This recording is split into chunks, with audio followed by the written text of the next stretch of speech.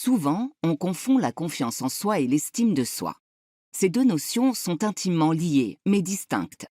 Avoir confiance en soi, c'est se connaître, croire en son potentiel et en ses capacités. L'estime de soi, quant à elle, se rapporte davantage à l'image que l'on a de soi-même, à la note que l'on s'attribuerait, en quelque sorte.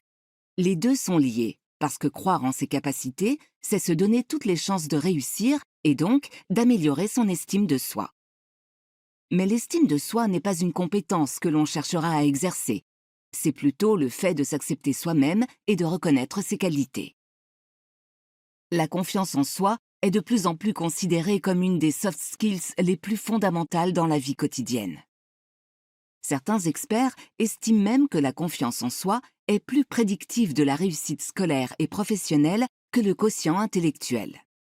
Et pourtant, il semble que nous atteignions le pic de notre confiance en nous vers 60 ans. Nous en bénéficions au moment où nous approchons de la fin de notre carrière, alors qu'elle nous aurait été indispensable à son début.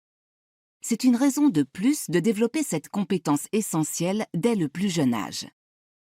Des études montrent d'ailleurs que la confiance en soi commence à se développer entre 4 et 11 ans, et que le rôle des parents est déterminant dans ce processus. D'où vient la confiance en soi? J'imagine que certains d'entre vous se demandent s'il est vraiment possible de la développer, si certains ne seraient pas plus prédisposés que d'autres à avoir confiance en eux. Sur ce sujet, les avis scientifiques sont partagés. D'un côté, Robert Plomin de l'Institute of Psychiatry du King's College de Londres pense que la confiance est inscrite dans nos gènes. Ses recherches sur 15 000 jumeaux suggèrent une corrélation entre les gènes et la confiance en soi. Celle-ci serait génétiquement déterminée à hauteur de 50%. De l'autre côté, certains experts contestent cette vision, arguant que la confiance en soi s'apprend et n'est pas simplement le produit de notre héritage familial.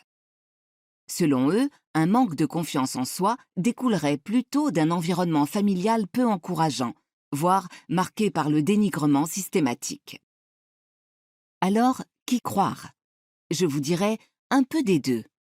Admettons que 50% de la confiance en soi soit d'origine génétique. Cela signifie qu'il nous reste 50% sur lesquels nous pouvons agir pour cultiver cette confiance chez nos enfants. Et c'est déjà énorme.